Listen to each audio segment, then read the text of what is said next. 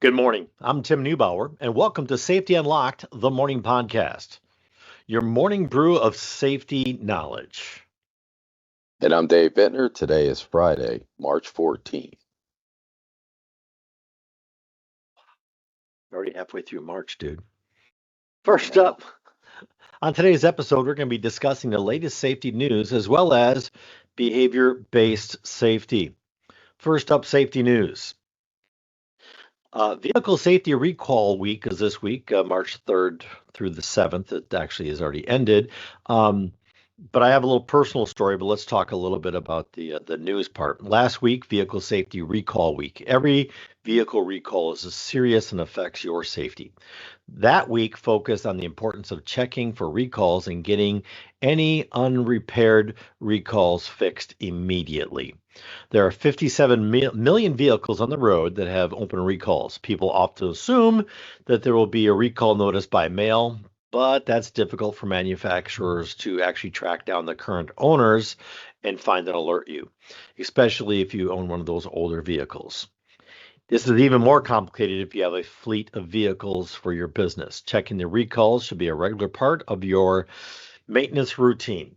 So, Dave, as you're well aware, a couple weeks ago I got a new truck, and You a did. personal truck. And one of the reasons I decided to trade in my old truck at less than 200,000 miles is I was getting a uneasy feeling about the transmission. So I decided now is the best time. I took it down to the dealer, traded in, and bought a new truck. And 3 days later, I get a letter from the manufacturer saying, "Hey, there's a problem with transmissions. We're going to recall them and fix them." You didn't tell me that. How did you Yeah. miss that? You tell me everything. Yeah, it was like one of those, wow, if I just would have waited one more week. I'm sure you're not sad about that beautiful new truck you got. No.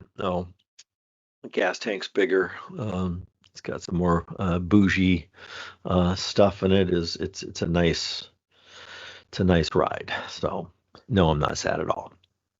Hey, we missed something. Today is 3/14. It's Pi Day. Pie. Pi Day. We do this every year. What's your favorite pie? That's kind of hard to say. I mean, I like pumpkin. I like pumpkin a lot, but peanut butter pie is probably hands down my favorite. Oh yeah, I have a slightly used Tupperware container containing a Reese's pudding pie that your lovely wife made for me. I'm very appreciative of that. So the dogs were very upset with me because they wanted to lick the peanut butter out of the bowl, but there was chocolate in there, so therefore the answer was no. But man, they were mad. I'm picturing them all just staring up at you with that angry look. Yes, yeah. So there's all kinds of vehicle. Pie being circular, we're circling back to our vehicle recalls. So there's a website when Craig was on our morning podcast, that was his thing is he would look up the recall, and the government has a recall database that you can go to and look up and put in your make, your model. You can actually go to the manufacturer of the vehicle and put in your VIN number, and it will pop up and see if there's any recalls on there. I wish I was better at this for our fleet. I'm not. Hey, Dave, make a note. I believe that's a good task for somebody other than you and I at the office I to hear you. check on that. Um, but check often. I'm really good at checking to see if there's an electronic update because I want to have the latest software so my stuff works. But I rarely do I check and say, hey, is there a recall on something else? So I need to do better. We all need to do better on that stuff. So Oh, we got an interesting one coming up. on. Is spending all day on your feet an occupational hazard? Wow. Seeing how I'm a big proponent of sit-stand desks, And the irony is that right now I'm at a sit stand desk, but I mounted some really big monitors and some studio lights, so it looks really cool. And you can raise the desk approximately 8 inches before it hits the ceiling. So, um, hey, but I like sit stand desks, but Yeah, people I do stand all too. day long. I do too. So the- you have two. You bring up a good point right there. So you have two hazards, right? So sitting too long at your desk causes forward head posture, shortened chest muscles, elongated back muscles. So that's very bad. And again, standing on your feet all day in one place causes foot problems, knee problems, hip problems, back problems. So the answer to that is, keep moving. If you can do the sit stand desk, do the sit stand desk. Put one foot up. So have anti-fatigue mats, uh, things of that nature. But anyway, we do have some written stuff on it. Tim, So, go ahead. You're great at the reading stuff. So what is the well, I history? I wanted to say that everything we're talking about is in moderation, right, Dave? Before I get into Yes. the text of it all. Yeah, so for me, I'm the big stasis guy. I sit down at my desk at 5:30 in the morning and it's 9 o'clock and I haven't stood up, and it's just this long thing. So that's why we have this stand so that I will change positions and we try to do podcasts and some of our other video content standing up, but it doesn't always work that way because sometimes I'm at the wrong desk. Standing for long periods of time can lead to low back pain, fatigue, muscle pain, leg swelling. It can increase the risk of cardiovascular problems and pregnancy complications. That is all according to research conducted by the National Institute of Occupational Safety and Health, otherwise known as NIOSH. Hey, squirrel moment. Tim Russert died of a embolism, if I remember right, from sitting too long in an airplane. And they have to say when you have international flights, that you should get up, walk around on the flight, and that stuff. So we're talking the same general concept. Um, there's an interesting bit of history on this. Around the turn of the 20th century, most states in the U.S. had laws requiring seating for female workers. Over time, these laws were repealed. However, labor movements in other countries were more successful at establishing requirements about seating. In 1964, the International Labor Organization, which is a UN agency, adopted standards requiring employers to furnish sufficient seating and opportunities for workers to use them. Today, California, Florida, Massachusetts, Montana, New Jersey, Oregon, and my home state of Wisconsin are among states with the right to sit laws that obligate employers to provide suitable seating for all workers, regardless of gender. Wow. Wow. Yeah. Yeah. I've always say I am appreciative of workers in factories who stand in front of the same machine all day long on their feet, pressing the same button, watching the same widget process through there. Because God love them, I would go insane having to do that, and the people who do that are wonderful and an asset to society. And I always pick on flaggers who stand out there all day long holding the stop sign. But it is standing in one spot in the hot or the cold all day long. Yeah. Well, one of the big problems with standing in the same spot too is that your venous blood flow, in other words, your arteries, if you don't know, your arteries are active. Your heart pumps through your arteries. Your arteries have muscles in the walls, and it actively pumps blood through your body. However, your veins are not the same. Your veins rely upon muscle movement and squeezing to return the blood to your heart. So Mm. if you're standing in one spot or seated in one spot for too long, you can get a blood clot, especially in your legs, because they're furthest away from your heart. And so you need to be moving, and that's why they recommend on the international flights that you get up every once in a while, move, so you can effectively return the blood to your heart the way it should be, and it does not pull in your veins in your legs. So, plus, My body recommendation is emotions. charter a private jet or fly Uber first class on those international flights, but I am not in a financial position to do either one of those. If you're rich enough, just get a massage therapist, to massage your leg the whole time. Oh, this one's Well, cramping. Um, you who's know, one of those big podcaster guys, Joe Rogan, or where's some of those other guys that got like gazillion followers? And we got to get to that level. Like us, follow yeah, us, share us with everybody else so I can fly to Europe on a private jet or something like that. yeah, Sean Ryan, and I'm sure there's some other people out there, and certain niche categories that I don't know. Yeah.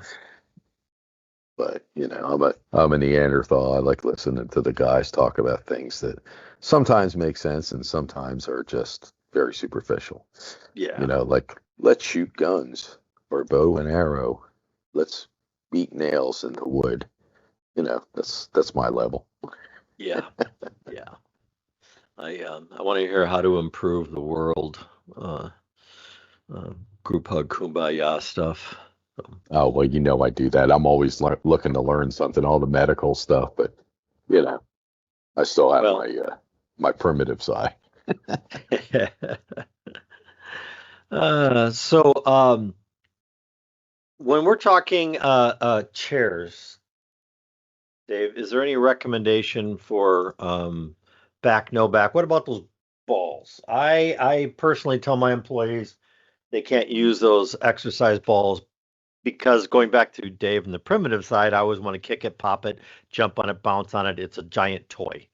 I don't want to see them in the workplace, but that's just my jaded thinking. What are your thoughts for using that for core muscles and whatnot in the workplace? Well, you should develop your core muscles outside of that. That's probably not a good way to do it, especially if you're not used to it, because you'll suffer fatigue for quite a while until you get used to it. But what I do recommend is that you set your chair up appropriately. If you're going to sit in a chair, that your thigh should be perpendicular to the floor. Um, Try not to keep your feet crossed the whole time. Um, it's okay to wiggle your feet. If you're a foot bouncer, as much as it drives me crazy when I'm at the table with somebody and they're wiggling the whole table. But if you're by yourself, by all means, bounce your feet. Um, get up, go to the restroom, have a good supportive chair. Uh, it's okay to have a good chair that supports you, just as long as you get up every half hour or so and move just a little bit, Tim. Going back to one of my opening statements, move. Don't stand still, don't sit still, change positions, move. Like that old guy told me one time. I said, and this is when I worked in therapy. He jumped out of the chair. The guy must have been 85 years old. He was like a loaded spring. Jumps out of the chair, starts moving really fast towards the treatment room. And I said, "Wow." I said, "You can slow down a little bit." He said, "Look, son, at my age, if I stop moving, I rust."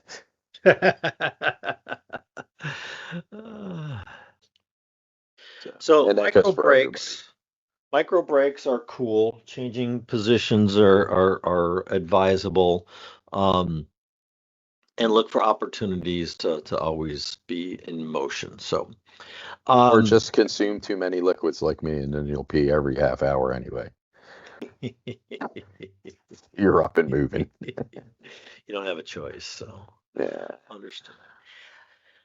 So that is a something that requires you to have cognitive thought and generate behavior changing habits, which brings us to our next topic, our main topic, and I mentioned this in a previous podcast that after speaking at the World of Concrete last year, I was approached by a publisher and they wanted me to write a book on called Safety Context: Catching Somebody Doing Something Right. And the premise of safety contacts is that we walk by somebody a million times that has all of their PPE on, using proper lifting, operating machine correctly. We walk by that person day in, day out, and we don't say anything to them to reinforce that behavior. But let somebody not have one of their hearing protection earbuds in, and you stop them immediately and you correct the behavior. And it's called negative reinforcement for negative task. Okay. And we've been trained this way our whole life. If you think back to caveman times, you didn't go out at night because a saber-toothed tiger would eat you, kind of a thing, you know. Fire is hot, knives are sharp. You were taught these things from a young age.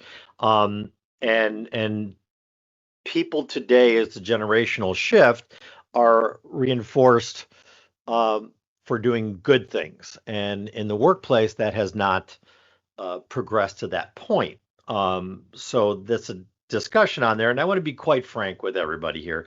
I am not group hug, kumbaya, marshmallows around the campfires.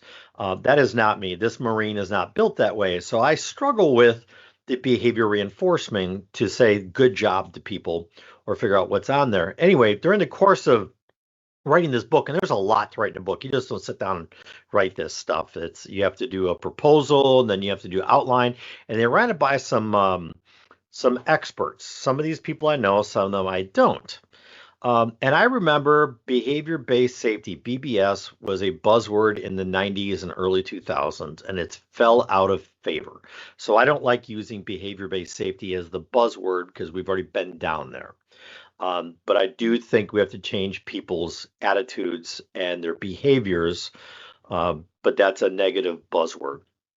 Anyway, one of the reviewers said, and I quote, "This is not in keeping with contemporary OHS thinking and focuses on the safety professional monitoring employees' behaviors, which is a management function." Um, This got me thinking, is behavior-based safety still relevant? And I wanted to bring that to the table this week because I'm interested in your thoughts. Not only Dave, but I'm interested in our listeners' thoughts as well. And you can reach out to us on our website, exceedsafety.com, and literally give me some feedback here. This person, and I'm not going to go into their full quote even more, basically said, remove the hazard and you remove the potential for an incident to happen. And the reality is you can't eliminate all hazards. You can mitigate them, you can minimize them, but you can't eliminate all of them unless you lock the front door of the plant, and everybody goes home. But you're still going to fall off your toilet seat at some point because risk is everywhere. It's minimizing it, mitigating it, and the biggest interface is always the human being, whether that's the manager or the worker. Well, if you could eliminate everything, then you wouldn't even have a hierarchy of controls anymore, right? Because it would stop at substitution and elimination. But it's only substituted eliminated because somebody is looking ahead of time and saying, hey, we need to fix this, which goes back to behavior. Right. Well, I mean, that's where you start, but that's why there's a hierarchy of controls. So let me kind of riff on that for a second, because my former life back in the day when I was in plant management, and I was a plant supervisor in a kind of hazardous environment, and you had people that would get in it was more like a production scheme, and you would have people get in certain habits and certain patterns because that's part of production anyway. So, and that's where I came up with and I didn't come up with it entirely, but it's something I say. You hear OSHA say you should have frequent and regular inspections. Well, I always say you should have frequent and regular inspections at irregular intervals. So what I would do is I would walk around at an unpredictable time, and I would make small corrections, and I would keep some gift cards in my pocket. So if someone was doing something outstanding in the way of safety, then I would award them a card. And it didn't happen all the time, or something inexpensive like really cool safety glasses that I found for like $1 or $2. And people really appreciated that. But it's that frequent and regular inspection at irregular intervals that really sticks, and paying attention to what people are doing. If they know you're watching them, they're going to change their behavior. So this has to be something where they don't know you're watching them. You just do your normal walk around. You pay attention to what's going on. Make small corrections, and don't make it sound like, oh, you're doing something wrong. It's just like, hey, Tim, could you sweep that stuff up there? Because, you could get that stuck in your boot and that can hurt you. Thanks. And then walk away. Especially if you have people who are argumentative, or you think they're going to be argumentative. It's hard for them to challenge you when you walk away. And most people come to work. I'm going to say, I would challenge you to say that 99.9% of the people come to work and want to do a good job. So if they know you're going to come by and check them, they want to be proud of themselves and say, hey, look, I did this. Look at my area. It looks great. I'm being safe.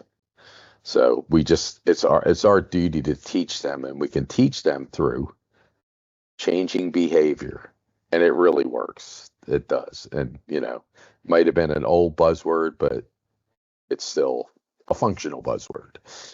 So DuPont, well, I'm name dropping like crazy today, has a program called STOP, Safety Training Observation Program, which is designed for one-on-one interactions between a supervisor and an employee or a peer-to-peer, where you catch them doing something right. And this program's got to be 20 years old, and there's been some pushback in the last couple of years that it's not relevant in today's workplace. I think the concept is very much still relevant. It's just the approach that they go at this hasn't advanced with it. So DuPont has done this. It's a one-on-one contact. It's behavior reinforcing. If I was to roll the clock back to the 60s and say, hey, we had drunk driving laws in the 60s, and people weren't getting arrested unless something bad happened. So think back, if you had a couple of beers and you got behind the wheel of a car and you got pulled over, the police would say, where are you going, how far you got, and slow down, let me give you a ride home. It was a different mentality, and it was a cultural thing. And when bad things happen, you were in a crash that killed somebody, then you got arrested for drunk driving. But it was a societal problem, even though we had the laws that you couldn't drive and drink. And part of that stemmed from if the officer made the arrest, the prosecutor wouldn't prosecute. And if the prosecutor prosecuted, the judges wouldn't actually convict. So Mothers Against Drunk Drivers came in and they went after the police first, and then they went after the prosecutors, and they went after the judges. And it's taken 20, 30 years. But now you have one drink, you don't want to get behind the wheel because the social ramification is very, very strong. And the long drawn out story comes down to, if you want to change behavior in people in the workplace, it's going to take a generation. And if you have one supervisor who is not on board with changing behavior, then you're going to forever be in that cycle. I am always amazed when I see people who say, I'm not going to wear a seatbelt because if I get in a car crash, I want to be thrown from the vehicle so I can land safely. Or if I end up in a body of water, I can get out. Or if the car catches on fire, I can get out. All of those worn out excuses, I'm not going to wear a seatbelt. And I actually know somebody who is an owner, a partial owner of a safety consulting firm who does not wear a seatbelt, and that's all of their excuses. And they own a safety consulting company. It is amazing to me, but that is something that they learned as a small child, and they continue on, and their kids have that stuff. It is a generational thing. Today, kids won't get in the car without putting their seatbelt on. But Dave, you and I are slightly older, and we remember a time where little ones sat in the front seat so your mother could hold you. Yep. Yep. Or in between your parents. No Yes. seatbelt. I remember when I was old enough to ride in the back of the station wagon because I didn't have to ride in my mother's arms. Yeah. Yeah. Or the back of the pickup truck. Yeah. So it's a generational change, and it doesn't happen overnight, and it requires leadership. So going back to that first comment that it's actually putting the safety professional monitoring employees' behaviors, which is a management function, which I don't think is entirely true, because the safety people should be supporting management in changing the behavior, and the managers. And this is one of my big drum beats here. So let me not jump high onto my soapbox, just put one toe on it and say, um, when you are talking about management being in charge of safety, there is the automatic conflict of production and profit overriding safety. Folks, I own a safety consulting company, and I take the battle every single day to the streets of I have to be profitable or we're out of business, but I have to be safe and I have to make my clients safe. And it is a conflict. So to have management be the lead of safety puts them in an untenable position. Well, it can, unless you do what Tim Neubauer says and make safety a value and not a priority. That was So not set up, by the way. That's Dave just drinking the Kool-Aid. it is. It is. Well, and and my favorite. It's funny we were talking about the seatbelt, because one of my favorite things to say to people is, um, you know, I'm old enough to remember when we didn't have seatbelts. People would complain about having to wear seatbelts, and now everybody just jumps in the car and wears their seatbelt. Was anybody late today because they jumped in the car and put their seatbelt on and came to work? And they would say no. And I say, well, why does wearing your safety glasses slow you down on the job? It shouldn't. Put them on and go to work. It should be part of the job. It should be part of the process. Management should be, it doesn't, not even drinking the Kool-Aid, it should be ingrained in them, and they should ingrain it in their people. And then once that gets going, and that's how we teach safety, right? So we get buy-in from management first, and then buy-in from the workers, not the other way around. So, Right. and that's where I 100% agree with STOP, because STOP makes, hey, what's my tagline at the end? Safety is everybody's business. Mm-hmm.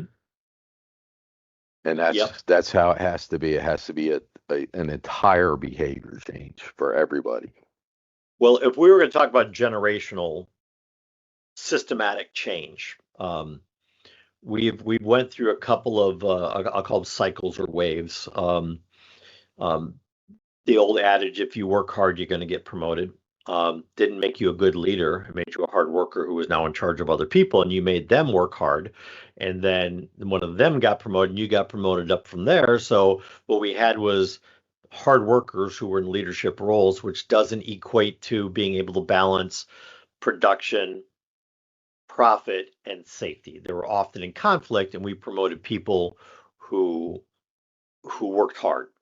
It didn't make them good leaders, good communicators, good problem solvers. It just made them hard workers. And then we went away from the hard worker and we said you need the education, which was based on analytics. But again, we were more of the dollars and cents and not so much the human factor. And now we're starting to get into grooming mentors and leaders to get the strong, impactful leadership. So that change is here. It's coming, but it's going to be another decade before we start seeing this if we're all focused on changing the behaviors in the workplace. And it And can't be done. that focus has value, right? Yes. Talk about generational change. Look at OSHA. OSHA, 1971, basically when it kicked in. People didn't want to do things. They didn't want to wear fall protection. They didn't want to do all the things they were supposed to be doing. They still don't now want to they wear just, fall protection. It's the number one way of dying in construction. it is, but you see a lot more of it. And how many falls are there compared to before the 70s? In the Yep. 60s and the 50s, there were a lot more falls, right? So, excuse me, it's gotten better. So the behavior change, generational, most of the stuff like wearing your PPE, you see a lot more of it. It's not perfect. It'd never be perfect, or we wouldn't have a job. But but Mm-hmm. you can see the generational change and what a difference statistically it's made in saving lives. You mentioned PPE, and I always love going back to silica. That new rule, silica, and you got an evaluation, and then, this new stuff, there's mess. There was a dude named Periclesius who lived about the time of Christopher Columbus, like 1492-ish, okay? He figured out silica was killing miners. They knew about this in the 1400s. In the 1600s, there was actually legislation going through England, and they were trying to reform to save workers in the 1600s. Here we are in 2025, and people are complaining about this newfangled stuff, silica. And Periclesius, he was talking about 1400s.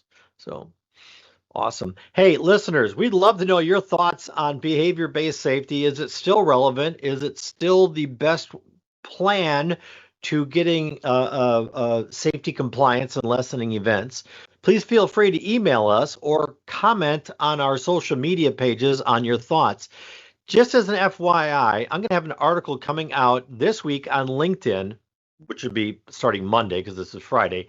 It'll be out there, and you can feel free to comment on that as well. So, hey, but really important, don't forget tomorrow is National Corn Dog Day. I love corn dogs. I used to, but not so much anymore. Well, I say that I probably haven't had one corn dog in 3 years, but I love them. It's a state fair thing, so. Yeah. It's the vibe. And then, of course, you got St. Patrick's Day coming up, too. Where everybody's Irish. Everybody. Okay. Now, what else we got? Safety questions, reach out. Let us know. Anything that we're missing in the news, please feel free to share with us. We have all kinds of opportunities to talk about this stuff. We love doing this. Oh yeah. Send us your questions. Send us your opinions. We want to hear them. Things don't get better unless we listen to what you say. Yeah. So I'm gonna circle around. It's not funny and it's not an anecdote. So